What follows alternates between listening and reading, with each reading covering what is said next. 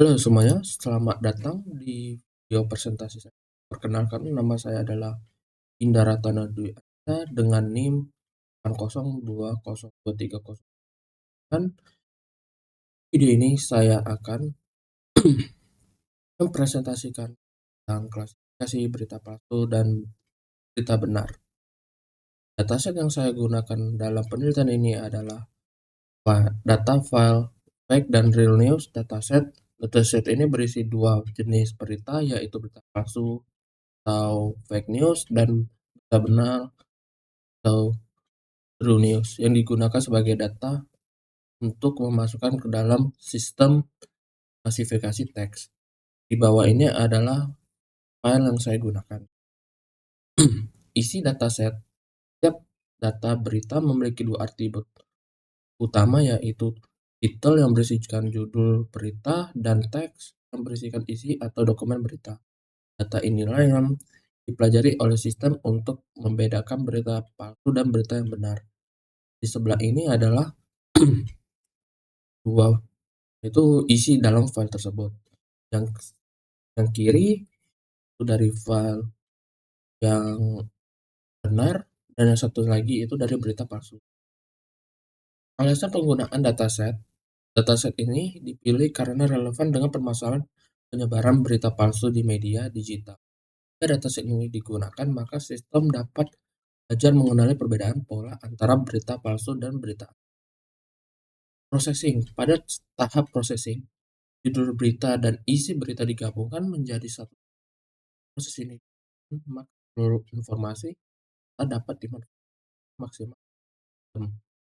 Di bawah adalah codingan untuk saya memasukkan atau mencari file dataset yang saya gunakan ke dalam codingannya.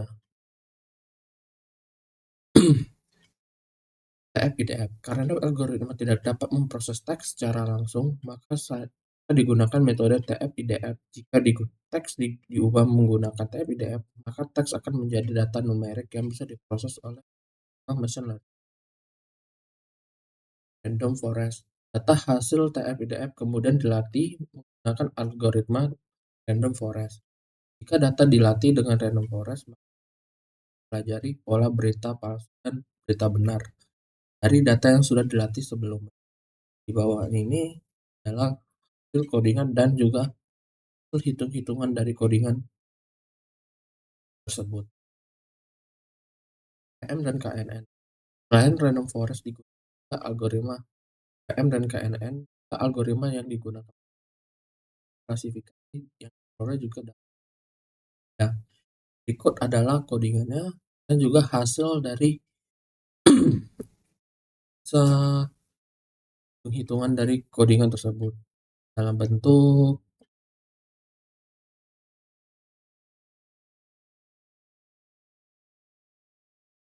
berikutnya. Evaluasi model. Hasil klasifikasi kemudian dievaluasi menggunakan confusion matrix dan metrik evaluasi. Jika prediksi sesuai dengan data sebenarnya, maka nilai akurasi precision, recall, dan F1 score akan tinggi. Hasil akhirnya, hasil evaluasi ditampilkan dalam bentuk tabel numerik untuk membandingkan performa algoritma random forest dan SVM dan KNN. Berikut adalah hasilnya.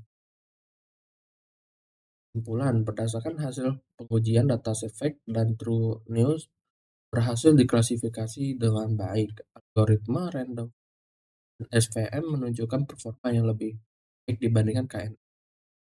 Sekian, terima kasih.